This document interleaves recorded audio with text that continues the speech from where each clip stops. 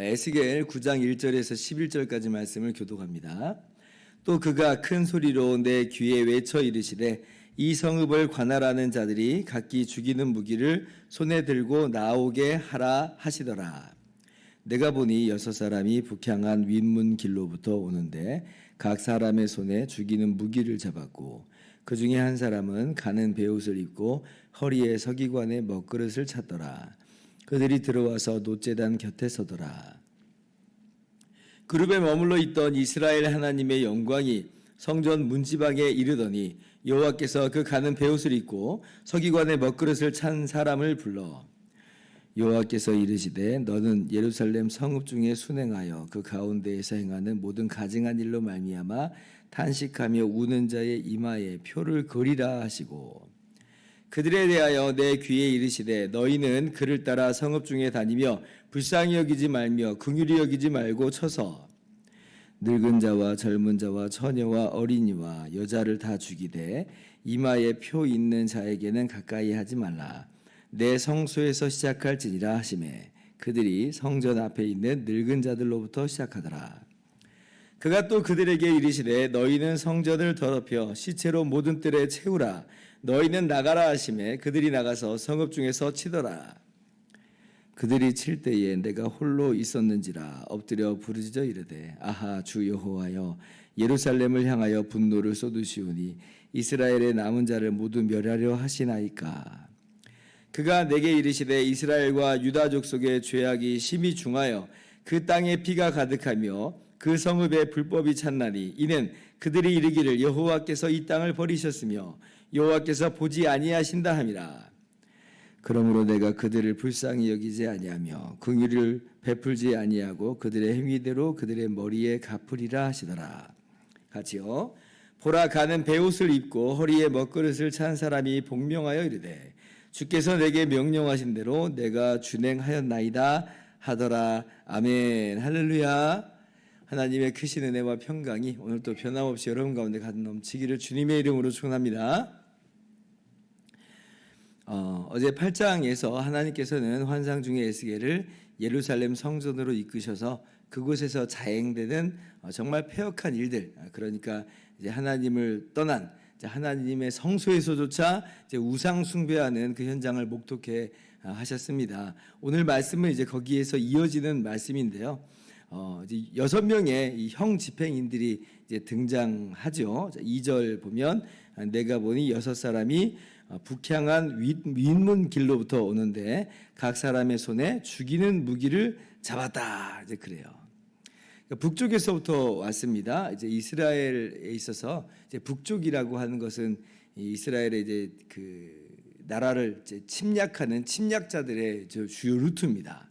그러니까 이제 지금 이스라엘의 북쪽에서부터 이제 그러한 심판자들이 온다는 것인데요. 예전에는 이제 북이스라엘이 멸망할 때는 이스라엘의 그 북쪽에 있었던 아수르 제국이 바로 북쪽에서 쳐들어와서 이 북이스라엘이 멸망을 했죠. 그리고 지금은 이제 어떤 상황이냐면 아수르를 멸망시킨 바벨론 제국이 마찬가지로 북쪽에서부터 이제 남유다를 이제 침공을 해와서 벌써 1차 포로가 또 2차 포로가 있게 된 그런 상황이었습니다. 그러니까 바벨론 제국 역시도 이제 북쪽에서부터 오는 침략자들인 거죠. 원래는 이제 위치상으로 따진다면 이제 이스라엘의 동쪽에 있는 나라예요. 먼 동쪽이죠. 먼 동쪽인데 그런데 이제 이스라엘과 이 바벨론 사이에는 이제 광야 사막이 이제 껴있기 때문에 이걸 관통해서 이제 동쪽에서 올 수는 없는 거고 북쪽을 돌아서 이렇게 내려와야만 하거든요. 그래서 이제 이 북쪽에서 형 집행인들이 왔다는 것은 바로 이 바벨론 제국이 이제 이스라엘을 이제 유다 나라를 멸망시키려 이제 오게 된다. 북쪽에서부터 쳐들어온다라고 그렇게 우리가 해석을 할 수가 있는 것입니다. 자, 그런데 그 6명 중에 한 사람은 다른 5명하고는 좀 다른 모양을 하고 있는 것을 우리가 볼 수가 있습니다. 계속 2절 이제 하반절을 보면 그 중에 한 사람은 가는 베옷을 입고 허리에 서기관의 먹그릇을 찼더라. 이제 그렇게 얘기해요. 그러니까 복장이 좀 다르고 그리고 이제 가지고 있는 도구가 좀 다르죠. 허리춤에 이 먹그릇, 한마디로 필기구 같은 걸 이제 가지고 있는 것이에요. 그리고 하나님께서는 그 사람에게 별다른 명령을 주세요. 다른 명령을 좀 주신다는 거죠. 4절 보면 여호와께서 이르시되 너는 예루살렘 중에 순행하여 그 가운데에서 행하는 모든 가증한 일로 말미암아 탄식하며 우는 자의 이마에 표를 그리라 하시고, 그러니까 이 사람에게는 이제 이마에 표를 그려라.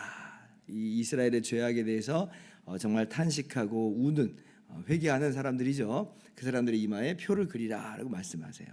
그리고 이제 다른 사람 이 5명에 대해서는 이제 그 뒤를 따라가면서 진멸하도록 명령을 내리는데 그 이마에 표한 사람만 빼고 이제 진멸하도록 하십니다. 그래서 이제 진멸을 이제 하게 하시는데 성소에서부터 시작을 하게 하시고 그것도 이제 늙은 사람부터 이제 시작하게 또 하셔요. 이게 이제 무슨 말이냐면 성소에서 시작한다는 건 이제 제사장들이 이제 성소에서 봉사하는 그런 사람들이었잖아요. 그리고 이제 늙은 사람들은 장로들을 지칭하는 것으로 보이는데 한마디로 가장 핵심적인 사람들이고 또 지도자들로부터 이제 시작하라는 것이에요. 종교적이고 정치적인 지도자들로부터 시작해라. 그 이유는 왜 그래요? 그들의 책임이라고 하는 것이 더 무겁기 때문에 그렇습니다. 그들의 책임이 가장 크기 때문에 그래요. 그러니까 이렇게 이제 책임이 큰데 이제 7장 8장부터 보니까 그들이 이제 우상 숭배에 앞장서고 있었던, 그러니까 성전에서부터 우상 숭배하는 그 당사자들로서 나온 것을 우리가 어저께 살펴봤죠. 그러니까 이제 이스라엘의 다른 사람들, 이 모든 사람들이 썩지 않을 수가 없는 거예요. 왜냐하면 위에서부터 지금 다 이렇게 썩어 버렸으니까 이제 그 썩는 것이 아래로 흘러 내려가는 것이죠. 그래서 우린 여기서 지도자의 책임이라는 게 과연 크구나 라고 하는 걸 깨달아야 돼요. 지도자의 책임이라는 게 굉장히 무겁게 받아들여야 되는 겁니다. 종교적으로도 그렇고 또 그리고 정치적으로도 그렇습니다. 우리 지도자들이 마음 가운데 깊이 새겨야 할 교훈인 것이고요. 그러나 그렇다고 해서 뭐 지도자만 심판을 받는 것은 또 아닙니다. 범죄한 모든 사람이 그 자신의 죄를 다 책임을 져야 되는 거예요. 누구도 변명할 수 없고 핑계댈 수 없다. 그건 위에 사람들이 그래서 그래 라고 할 수 있는 것은 아니라는 거죠. 죄의 책임은 그러나 모든 사람들에게 다 있다라고 하는 것이에요. 그래서 이제 지도층들로부터 시작해서 이스라엘의 모든 사람들이 이제 완전하게 진멸되게 되는 것입니다.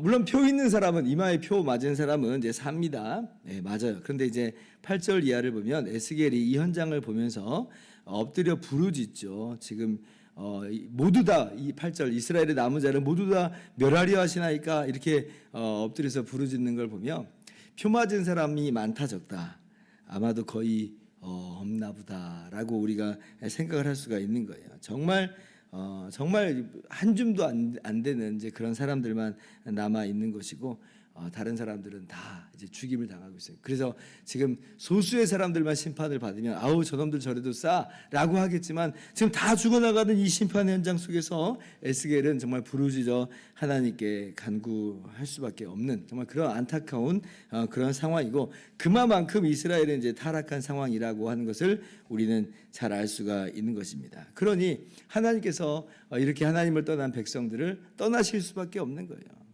하나님의 영광이 이제 떠나거든요. 3절 상반절 보면 그룹에 머물러 있던 이스라엘 하나님의 영광이 성전 문지방에 이르더니 이제 그러잖아요.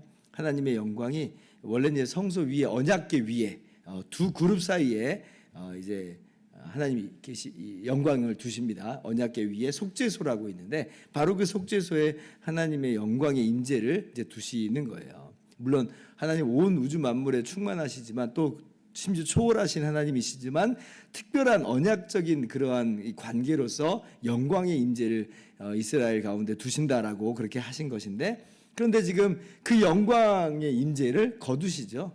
지금 그죠? 성전 문지방으로 가요. 나중에 이제 10장 11장으로 가면 이제 여호와의 영광이 아예 이제 떠나시는 이제 그런 일이 있는 것을 우리가 앞으로도 볼 것입니다. 이제 왜 그러냐? 이스라엘이 그만큼 타락하고 부패하였다라고 하는 것이에요. 자, 그런데 이제 여기서 이제 유일하게 살아남은 사람들이 있다고 그랬어요. 이마에 표를 받은 사람은 살아남다고 그랬습니다. 그러면 이 사람들이 이제 어떤 사람들인가? 어떤 사람이 표를 받는가라고 할 때 4절 이제 하반절 보니까 이스라엘 가운데 행하는 모든 가증한 일로 말미암아 탄식하며 우는 자의 이마에 표를 그리라 그랬죠. 그러니까 이 죄에 동참하지 않고 이 죄의 현장에 가슴 두들기면서 탄식하는 사람, 그 사람에게 이제 이마에 표를 하는 건데, 이 사람들이 누구냐? 정말 구체적으로 이제 어떤 사람들이냐라고 할 때 이제 신약 성경을 보면 오늘 이 환상과 아주 비슷한 그러한 환상이 한 번 더 이제 나타난 적이 있습니다. 어디에 나오냐면 이제 요한계시록 6장을 보면 이제 7인을 떼시면서 하나님의 심판이 이루어지는 것을 우리가 보는데요. 그 7인을 뗄 때마다 이루어지는 이 심판은 어린 양의 진노다, 이제 그렇게 이야기해요. 그래서 땅의 모든 사람들이 이 어린 양의 진노에서 우리를 가리라 그렇게 막 도망치면서 숨으면서 이 진노의 큰 날이 이르렀으니 누가 능히 서리요, 그래요. 모든 사람이 이 어린 양의 진노, 하나님의 진노를 받을 수밖에 없다라고 하는 것이에요. 근데 바로 그 뒤에서 요한계시록 7장에 보면 답이 나와요. 답이 나오는데 어떤 사람이 이제 피할 수 있느냐?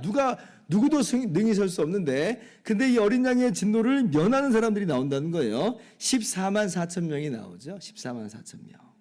이 14만 4천 명이 어떤 사람이냐면 천사가 하나님의 말씀을 이제 받들고 살아계신 하나님의 인을, 도장을 한마디로 말하면 그 이마에 친 사람들입니다. 그러니까 이마에 표를 주는 거예요. 이마에 표를. 그러니까 오늘 말씀하고 연결이 돼 있어요. 이마에 표식이 주어집니다. 그러면 이 사람들이 누구냐라고 할 때 천사가 사도 요한에게 알려주죠. 어린 양의 피에 그 옷을 씻어 희귀한 사람들이다 말씀해줘요. 그러니까 어린 양은 예수 그리스도, 우리 주님을 말씀하시는데 주님의 피에 그 옷을 씻어 희귀한 사람들이다. 어떤 사람들이에요?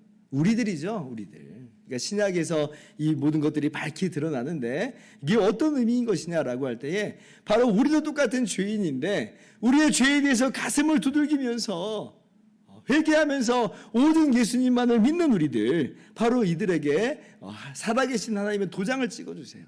오늘 말씀으로는 이 이마의 표를 이렇게 주십니다. 그래서 이들은 어린 양의 진노를 면하고 오히려 어린 양이 그들의 목자가 되고 그들의 생명수로 강으로 인도하고 그들의 눈에서 모든 눈물을 닦아주세요. 오늘 이 에스겔에서 이 표받은 사람이 누구인지를 우리가 그래서 분명히 알 수가 있는 겁니다. 이것은 단순히 그냥 후회나 한탄의 눈물로서가 아니라 우리의 죄, 나의 죄에 대해서 가슴을 두들기면서 그래서 오직 예수님만을 의지하는 사람. 우리가 지난주 이제 마태복음에서 살펴보기로는 심령이 가난한 사람, 애통하는 사람이에요. 주님께서 말씀하셨잖아요.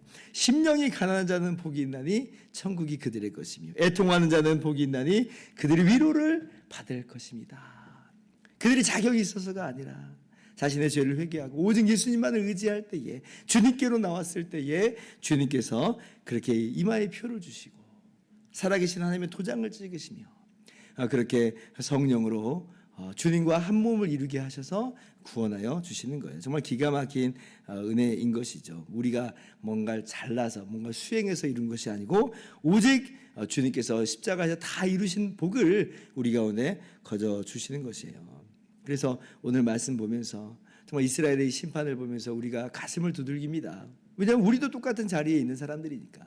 그러나 동시에 우리들을 거저 십자가로 그 피로 구원하여 주신 그 은혜를 다시 한번 바라보면서 또 감사하면서 찬양하면서 살아가시기를 바라고, 여전히 지금 우상 숭배 가운데 죄악 가운데 머무는 그 사람들 향해서 우리가 또 가슴을 두들기면서 주의 복음을 증거할 수 있는 저와 여러분 되기를 주님의 이름으로 축원합니다. 기도하겠습니다.